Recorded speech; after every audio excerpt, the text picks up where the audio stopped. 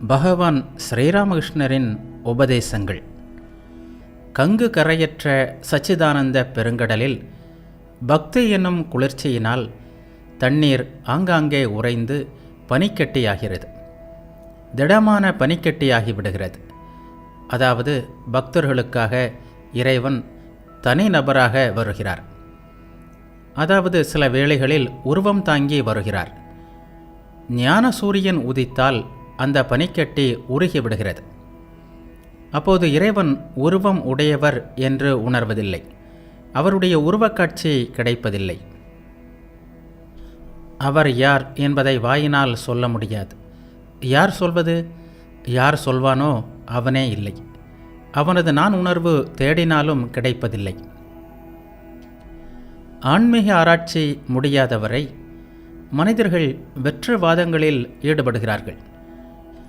வாதங்கள் முடிவுற்று ஞானம் கிடைத்த அளவில் மௌனமாகி விடுகின்றனர். குடம் நிறைந்துவிட்டால் குடத்து தண்ணீரும் குளத்து தண்ணீரும் ஒன்றாகிவிட்டால் சத்தம் எழுவதில்லை. குடம் நிரம்பாதது வரை சத்தம் வந்து கொண்டுதான் இருக்கும். நான் ஒளிந்தால் எல்லா தொல்லைகளும் ஒளிந்து போகும். 1000 ஆராய்ச்சி செய்யுங்கள், நான் மட்டும் போவதே இல்லை. உங்களுக்கும் எனக்கும் நான் பக்தன் என்ற எண்ணம் நல்லது. பக்தனுக்கு பிடித்தது சகுண பிரம்மம், அதாவது இறைவன் குணங்களோடு கூடிய ஒருவர் என்ற கருத்து. அவர் ஒரு மனிதராக உருவம் தாங்கி வந்து காட்சி தருகிறார். பிரார்த்தனைகளை கேட்கிறார். உங்கள் பிரார்த்தனைகள் அவரை நோக்கியே செய்யப்படுகின்றன. நீங்கள் பக்தர்கள். இறைவனுக்கு உருவம் உண்டு என்பதை ஏற்பதாலோ ஏற்காததாலோ எதுவும் நடந்துவிடப் போவதில்லை.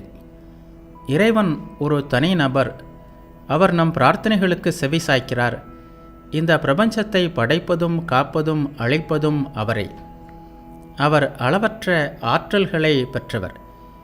இந்த உணர்வு இருந்தாலே போதும். பக்தி நெறியின் மூலம் அவரை அடைவது எளிது.